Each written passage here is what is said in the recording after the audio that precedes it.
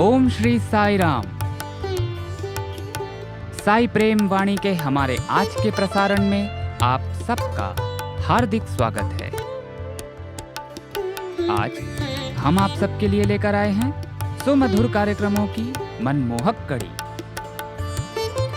आज के प्रसारण में आप दिव्य संदेश कार्यक्रम के अंतर्गत भगवान बाबा द्वारा लिखित महाग्रंथ श्री राम कथा रसवाहिनी का एक भाग एवं आदर्श जीवन आनंद उपवन के अंतर्गत एक रोचक कथानक सुनेंगे।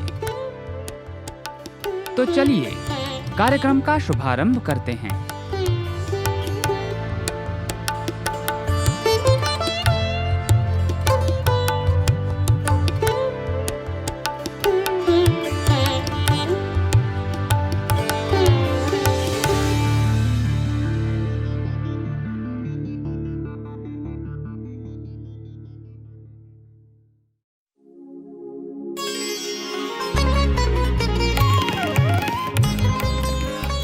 अब प्रस्तुत है दिव्य संदेश। इसके अंतर्गत भगवान बाबा द्वारा लिपिबद्ध किए गए महाग्रंथों में से एक श्री राम कथा रसवाहिनी का एक भाग आज हम प्रस्तुत करने जा रहे हैं। दिव्य संदेश, साई संदेश, दिव्य संदेश, साई संदेश।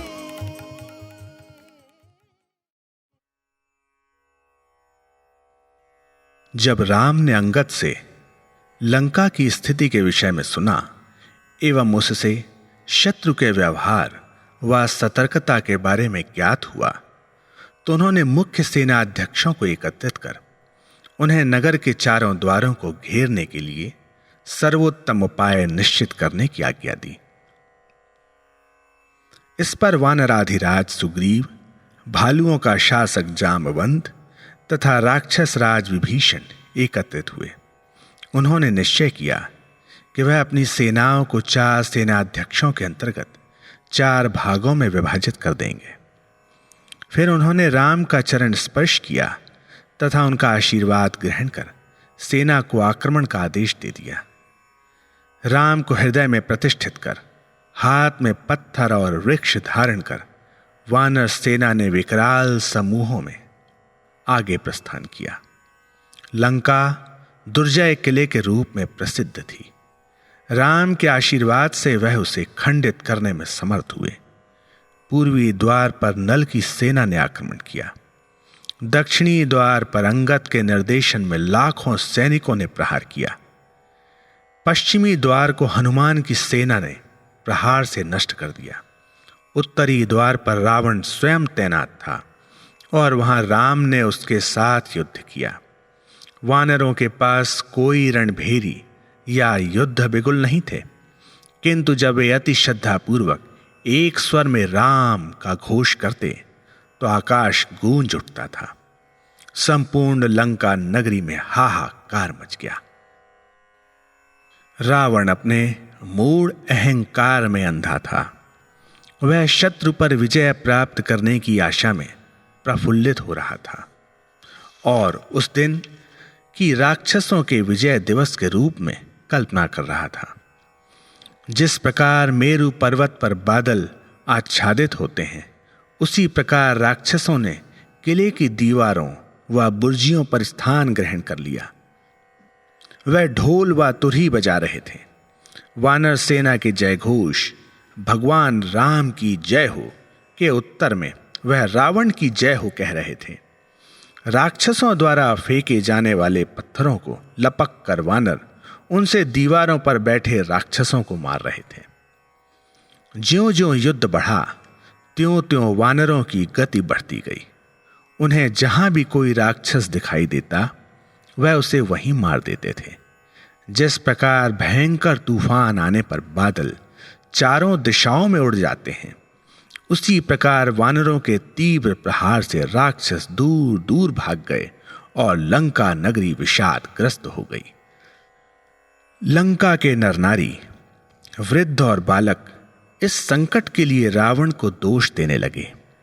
कुछ राक्षस तो अपने प्राणों की रक्षा हेतु युद्ध का मैदान छोड़कर सपरिवार भाग गए। ऐसे राक्षसों को देखकर रावण क्रोध से दांत पीसता हुआ चिल्लाया, कायरो, पीठ दिखाकर भाग रहे हो। मैं अपनी रत्न जटित तलवार से तुम्हारे टुकड़े टुकड़े कर दूंगा। यह सुनकर कुछ राक्षस पुनः रण क्षेत्र में लौट आए। इस बीच वानर भी राम का नाम लेते हुए शत्रुओं की पंक्तियों को भेद कर रावण के दुर्ग के भीतर पहुंच गए और उसे खंडित कर भूमि पर गिराने में सफल हुए। उन्होंने एक स्वर्ण खंभ उखाड़ कर उसका अस्त्र रूप में प्रयोग करते हुए राक्षसों का विनाश करना आरंभ कर दिया। मार्ग में आए प्रत्येक राक्षस का सिर काटने से पूर्व वे उस पर भयानक प्रहार करते और फिर उसका सिर इतनी शक्तिपूर्वक लक्ष्य करके फेंकते कि वह सीधे रावण के समक्ष जाकर गिरता। राक्षसों के विरुद्ध अपना श्रेष्ठ पराक्रम तथा शूरवीरता प्रदर्शित करने के पश्चात रात्रि होने पर वे राम के समक्ष उपस्थित हुए।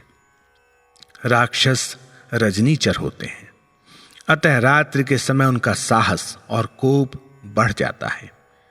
रावण के जय जयकार की ध्वनियां वानरों को सिंहनाद के समान सुनाई दे रही थीं। वानर पुनः युद्ध में कूद पड़े।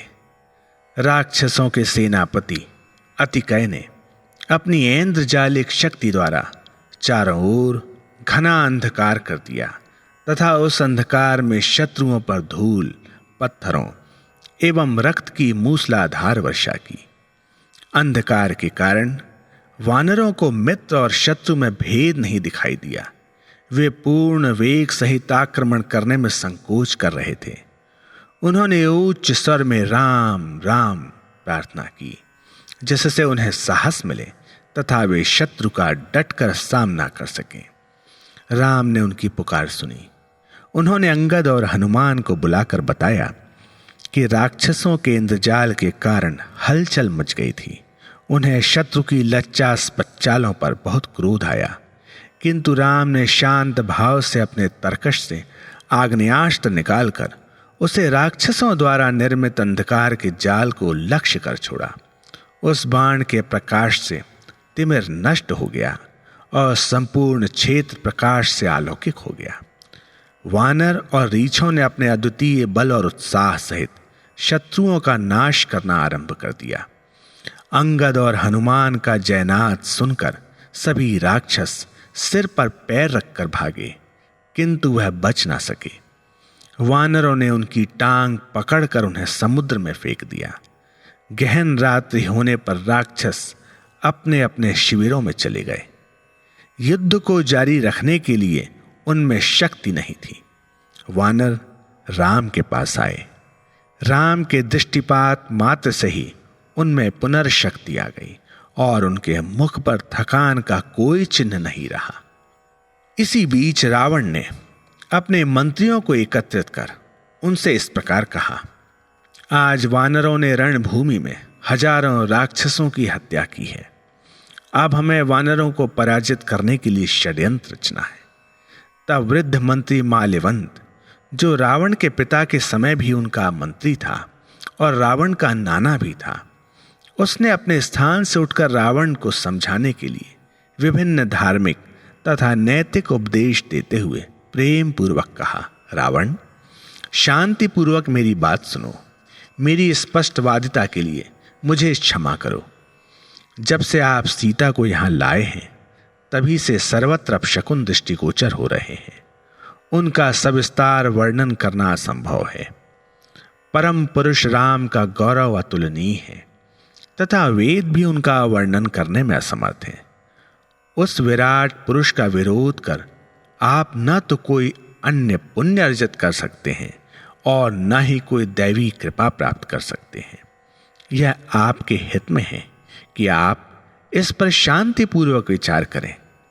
राम ने ही हिरण्यकश्यप और हिरण्याक्ष का वध किया था। वे सर्व गुणों की खान हैं। उनके प्रति घृणा मत करो। हे राजन, मैं प्रार्थना करता हूं, आप लंका को बचाओ। अविलंब सीता को राम को सौंप दें। तुरंत समर्पण में ही आपकी सुरक्षा है। इस प्रकार माल्यवंत ने नतमस्तक हो रावण को प्रणाम किया। इन वचनों से रावण को महान आघात पहुंचा। वह क्रोध से आग बबूला हो गया। वह गरजा, तुमने शायद मौत के मुंह में जाने का निश्चय कर लिया है। तुम्हारे वृद्धत्व ने मुझे तुम्हें क्षमा करने को बाध्य कर दिया, अन्यथा मैं तुम्हारे टुकड़े टुकड़े कर देता। सावधान, यहां से उठकर मेरी दृष्टि से तुरंत ओझल हो जाओ। रावण ने कुपित सर्प के समान फुंकार की। माल्यवंत को बहुत दुख हुआ, क्योंकि उसे रावण का अंत निकट दिखाई दिया। वह रावण के मिथ्याभिमान तथा अज्ञानता पर मन ही मन हंसा। माल्यवंत ने जान लिया कि अब रावण के भाग्य में उसका अंत निश्चित होने के कारण ही वह अपनी तथा प्रजा की रक्षा हेतु दिए गए उपदेश पर ध्यान न देकर विनाशकारी बुद्धि पर दृढ़ था।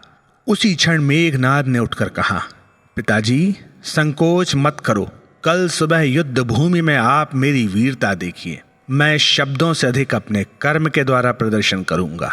उसके आश्वासन से रावण का क्रोध कुछ शांत हुआ और किंचित शांति मिली। वह अति हर्षित हुआ और इससे उसे साहस और आशा मिली।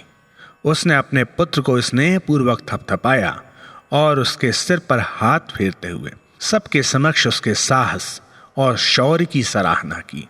अर्धरात्रि होने पर सभा विसर्जित हो गई। सभी लोग अपने अपने घर चले गए, किंतु कोई भी क्षण भर के लिए भी नहीं सोया और न ही किसी को भूख थी। सभी राक्षस आगामी विपत्ति से चिंतित और भयग्रस्त थे। इसी प्रकार रात्रि व्यतीत हो गई और पूर्व दिशा में उषा की लालिमा छा गई। वानरों और रीछों ने सभी दिशाओं से लंका पर घेरा डाल दिया। लंका में भगदड़ मच गई। वानरों की गर्जना से आकाश गूंज उठा। राक्षस योद्धाओं के लिए अस्त्र धारण कर शत्रु का सामना करने के अतिरिक्त और कोई विकल्प न था। नगर की दीवार से होने वाली पत्थरों की बौछार के जवाब में लाखों राक्षसों ने बाण एवं अन्य अस्त्र प्रयोग किए। राक्षसों के चिल्लाने और चीखने से आकाश प्रलय काल के समान हिल उठा।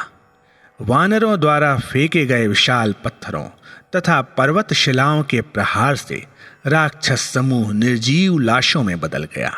जब मेघनाद को मालूम हुआ कि वानर लंका में घुस आए हैं, तो वह अत्यंत क्रोधित हो अपने अस्त्र उठाकर उन पर आक्रमण करने को चल दिया। उसके पीछे चलने वाली राक्षस सेना ने युद्ध के नगाड़े बजाए। मेघनाद इंद्रजीत के नाम से प्रसिद्ध था, क्योंकि एक बार उसने युद्ध में देवताओं के राजा इंद्र को भी जीत लिया था। वह लंका का मुख्य सेनापति और एक भयानक योद्धा था। जब वानरों ने उसे रथ पर आते देखा तो उनका साहस जाता रहा। वानरों को भागते देखकर मेघनाद हर्ष से चिल्लाया और अपने विशाल धनुष की प्रत्यंचा खींचकर वानरों पर बाणों की वर्षा कर दी। उसने कानों तक धनुष की डोरी खींचकर तीक्ष्ण व प्रचंड बाण छोड़े, जो सभी दिशाओं में पंख युक्त सर्पों के समान दौड़े। वानर मेघनाद का सामना नहीं कर पा रहे थे। उनमें युद्ध करने का उत्साह समाप्त हो गया और वे संग्राम स्थल से पीठ दिखाकर भागने लगे।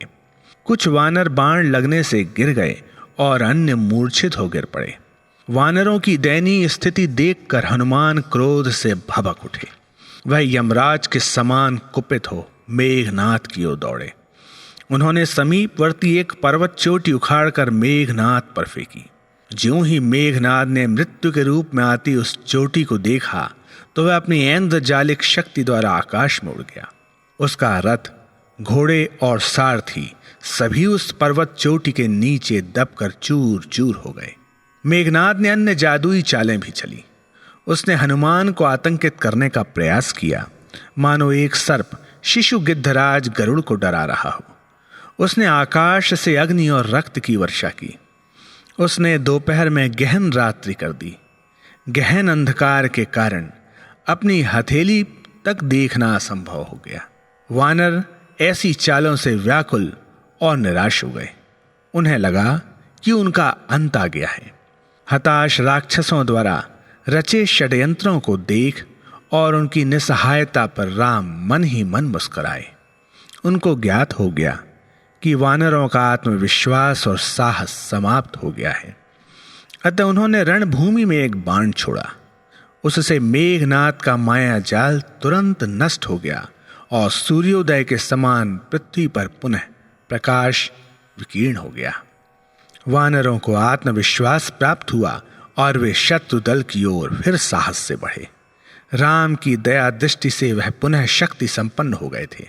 संपूर्ण वानर सेना ने एक स्वर में कहा, जय हो, हमारे भगवान श्री राम की जय हो। इस प्रकार जय जयकार करते हुए वे आगे बढ़े। उनके मार्ग में कोई बाधा या विघ्न न डाल सका। उनका साहस बढ़ाने तथा गति तीव्र करने के लिए लक्ष्मण भी हनुमान के साथ चल दिए और उन्होंने शक्तिशाली धनुष से तीक्ष्ण बाणों द्वारा मेघनाद पर आक्रमण कर दिया। जब रावण ने सुना कि लक्ष्मण भी युद्ध में कूद पड़े हैं तो उसने अपने पुत्र की सहायतार्थ अतिरिक्त सेना भेजी। वानर वृक्ष और चट्टानों द्वारा अनवरत रूप से युद्ध कर रहे थे। दोनों पक्षों ने अत्यंत भयंकर युद्ध किया। अधिकतर युद्ध योद्धाओं के मध्य द्वंद्व युद्ध के रूप में हो रहा था। वानरों के मुष्टि प्रहार और नुकीले दांतों के काटने से असंख्य राक्षसों की मृत्यु हुई। उन्होंने अपने नाखूनों से अनेक राक्षसों के सिर अलग कर दिए, भुजाएं खींचकर शरीर से निकाल दी। वानरों के विजय घोष से नवद्वीप गूंज उठे। विच्छिन्न सिर वाले राक्षस इधर से उधर भाग रहे थे। यह पैशाचिक दृश्य देखकर वानर अट्टहास कर उठे। संग्राम स्थल के मार्गों पर रक्त की नदियां बहने लगीं। लक्ष्मण और मेघनाद भीषण युद्ध में संलग्न थे। दोनों का बल और कौशल टक्कर का प्रतीत हो रहा था।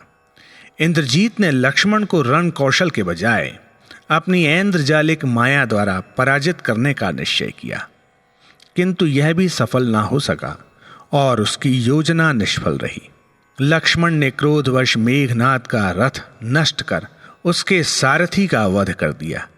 निश्चित मृत्यु के भय से मेघनाद ने ब्रह्मा द्वारा प्रदत्त शक्ति बाण निकाला और उसे सीधे लक्ष्मण के हृदय पर मारा। मेघनाद द्वारा छोड़े गए उस शक्ति बाण के प्रहार से लक्ष्मण मूर्छित हो भूमि पर गिर पड़े। अब मेघनाद निर्भय हो मूर्छित योद्धा के समीप गया और उनके शरीर को अपने शिविर में ले जाने के लिए उठाने का यत्न करने लगा।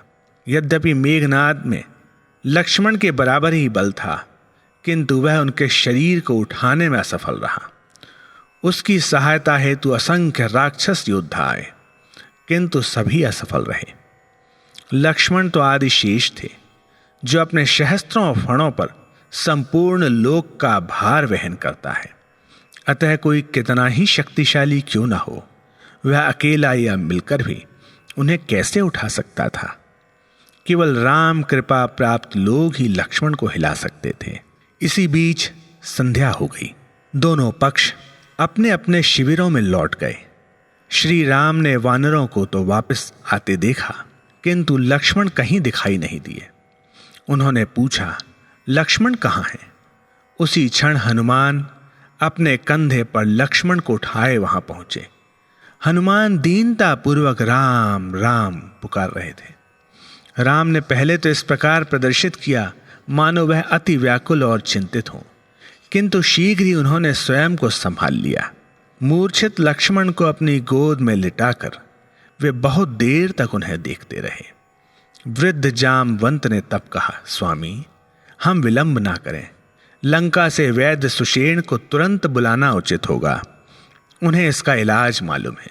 उसी पल हनुमान ने सूक्ष्म रूप धारण कर लंका नगरी में प्रवेश किया।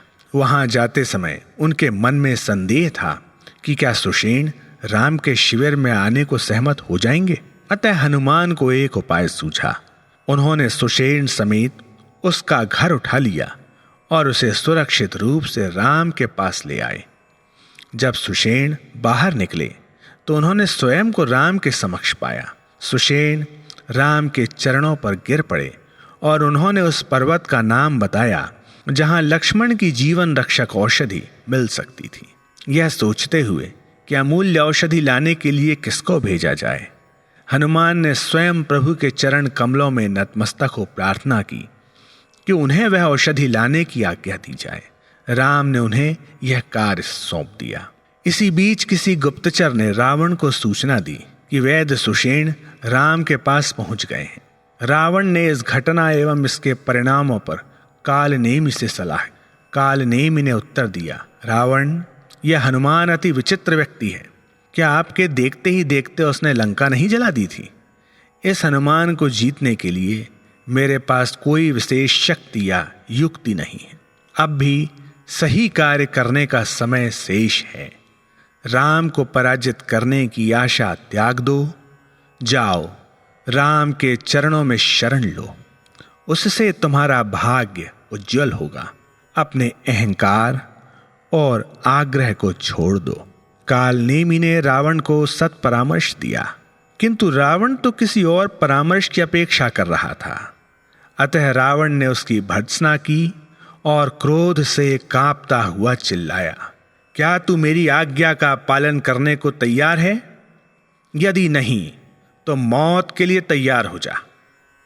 कालनेमि ने सोचा कि रावण द्वारा मारे जाने की अपेक्षा राम के हाथों से मरना कहीं अधिक लाभदायक होगा। इसलिए उसने राम के शिविर के लिए प्रस्थान किया।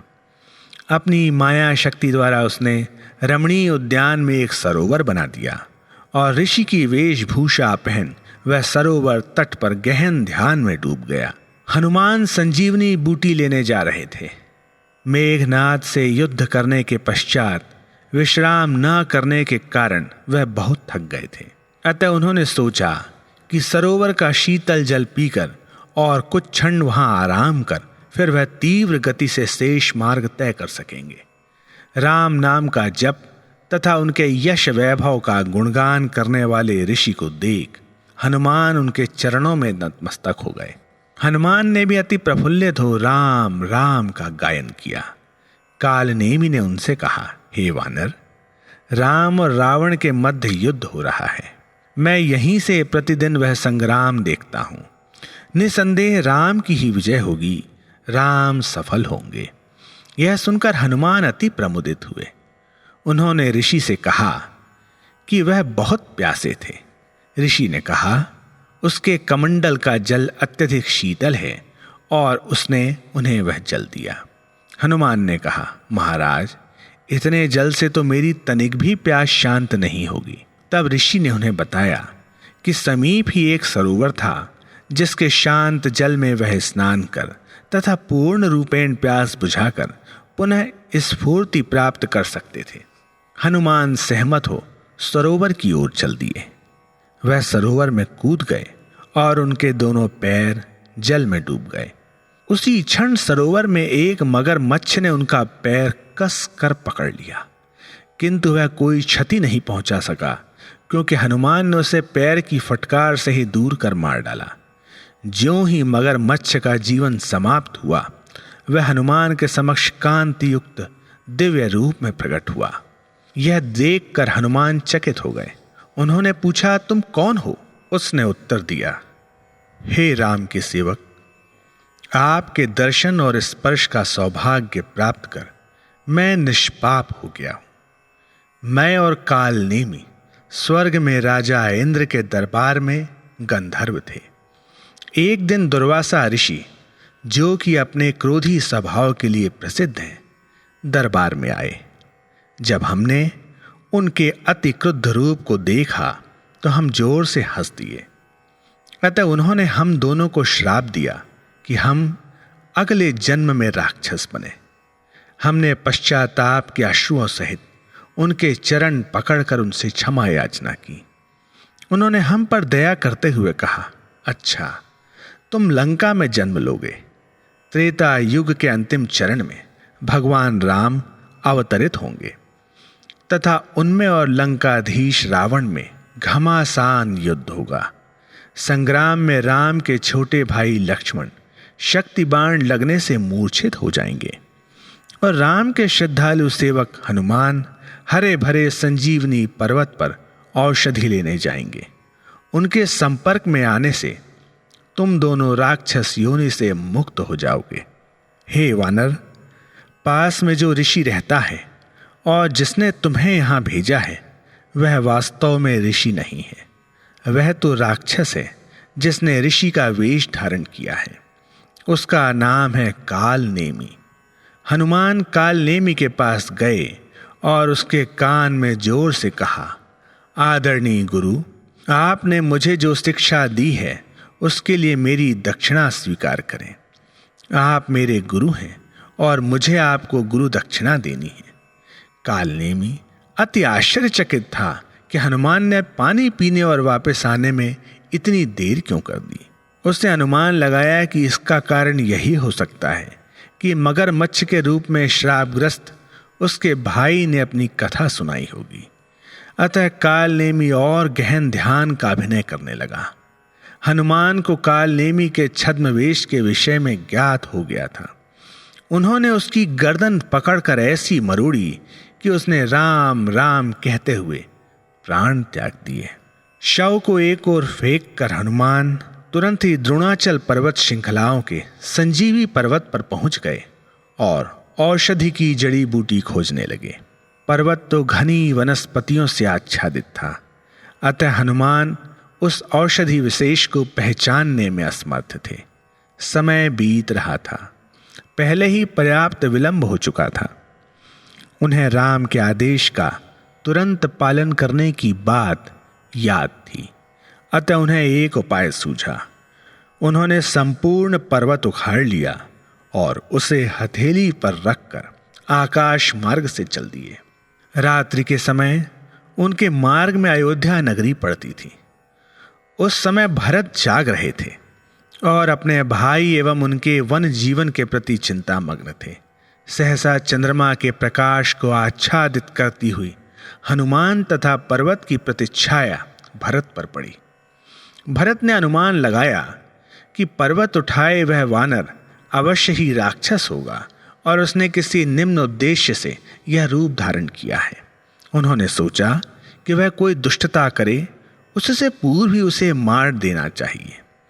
उन्होंने अपना धनुष बाण उठाकर कानों तक डोर खींचते हुए सीधा हनुमान पर निशाना लगाया। जब उन्हें बाण लगा तो हनुमान ने कराहते हुए पुकारा, राम। भरत के कानों ने जब यह नाम सुना तो वह स्तंभित रह गए और गिरे हुए वानर के पास गए। हनुमान से उन्हें अनेक उद्देश्य तथा कार्य की नितांत आवश्यकता के विषय में ज्ञात हुआ। उन्हें महान पश्चाताप हुआ। उन्होंने हनुमान को गले से लगा लिया और अपनी मूर्खतापूर्ण शीघ्रता के लिए क्षमा याचना करने लगे। भरत फूट फूट कर रो पड़े। उन्होंने विनती की, यदि यह सत्य है कि मैंने अपने वचन और कर्मों द्वारा राम की अर्चना की है और मैं इस पथ से भ्रष्ट नहीं हुआ हूं, तो इस वानर को अपना पूर्व स्वास्थ्य और बल मिल जाए। भरत के गहन पश्चाताप और दृढ़ प्रतिज्ञा के साथ ही हनुमान की पीड़ा लुप्त हो गई। वह पुनर्शक्ति संपन्न हो खड़े हो गए। तब उनके मन में विचार आया कि वह भरत की सच्चाई की परीक्षा लें। उन्होंने कहा, हमारे भगवान एवं स्वामी की जय हो, रघुवंश की जय हो। इस पर भरत का हृदय दुख से भर गया और वह फूट फूट कर रोने लगे। उन्होंने प्रार्थना की, हे कपीश्वर, क्या सीता और लक्ष्मण कुशल पूर्वक हैं? मेरी सीता माता क्या प्रसन्न और सकुशल हैं? सीता एवं अपने भाइयों का स्मरण कर हर्ष से भरत के अश्रु छलक आए। इस पर हनुमान ने उन्हें संपूर्ण वृत्तांत सुनाया। यह सुनकर भरत को महान दुख हुआ। जब उन्होंने संग्राम में लक्ष्मण के मूर्छित होने के विषय में सुना तो वह अचेत हो भूमि पर गिर पड़े। तुरंत ही पुनः चेतना प्राप्त कर भरत खड़े हो गए और बोले, हनुमान, मुझे मेरे मूर्ख कर्म के लिए क्षमा करो। अब मुझे तुम्हें अधिक देर नहीं रोकना चाहिए। रोगनाशक अमूल्य औषधि का संजीवी पर्वत लेकर तुम शीघ्र जाओ। हनुमान ने भरत के चरणों में प्रणाम किया और हथेली पर पर्वत धारण कर लिया। जब वह पर्वत लेकर आकाश में उड़े तो जब तक वह आंखों से ओझल नहीं हुए तब तक भरत उन्हें निर्निमेष दृष्टि से देखते रहे। वह प्रसन्न थे कि अंततः उन्हें राम के वन जीवन के विषय में कुछ ज्ञात हो गया था। किंतु सीता और लक्ष्मण की स्थिति का विचार कर उन्हें महान दुख हुआ। अति बोझिल हृदय सहित वह घर पहुंचे और माताओं को संपूर्ण वृत्तांत सुनाया। लक्ष्मण की मां सुमित्रा को कुछ क्षण के लिए दुख तो अवश्य हुआ, किंतु यह स्मरण कर वह तुरंत ही संभल गईं कि राम उनके पुत्र के साथ थे।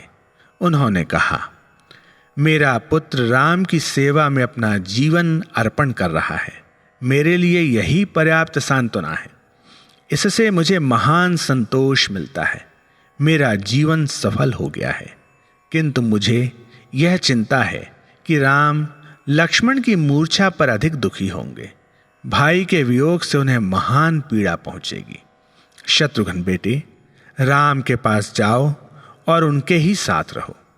इस पर शत्रुघ्न जाने को तैयार हो गए और बोले, इससे अधिक सौभाग्य और क्या हो सकता है। किंतु भरत ने उन्हें रोकते हुए कहा, मैं तुमसे सहमत नहीं हूं, क्योंकि राम के आदेश के बिना तुम्हें उनके पास जाकर नहीं रहना चाहिए। भरत ने शत्रुघ्न को सांत्वना दी और कहा कि राम उनके इस कार्य को पसंद नहीं करेंगे। राम की इच्छा का पालन करना ही सदैव लाभकारी है।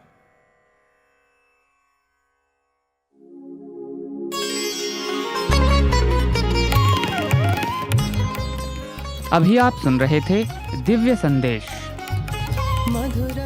आज आपने भगवान बाबा द्वारा लिपिबद्ध किए गए महाग्रंथों में से एक श्री राम कथा रसवाहिनी का एक भाग सुना। भवसागर तार का दिव्य संदेश, साई संदेश, दिव्य संदेश, साई संदेश।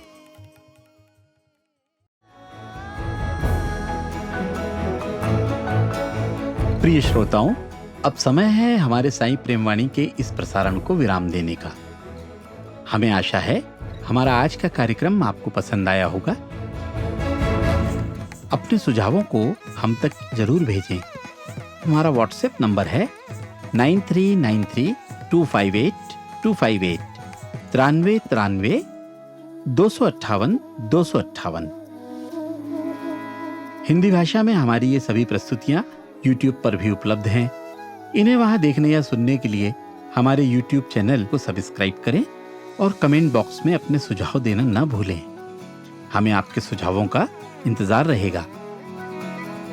किसी ने कहा है कि सनातन साईं डगर को मजबूती से थामना है। सनातन साईं डगर को मजबूती से थामना है। मित्रों, अब इस दौर में बस ये हमारी साधना है।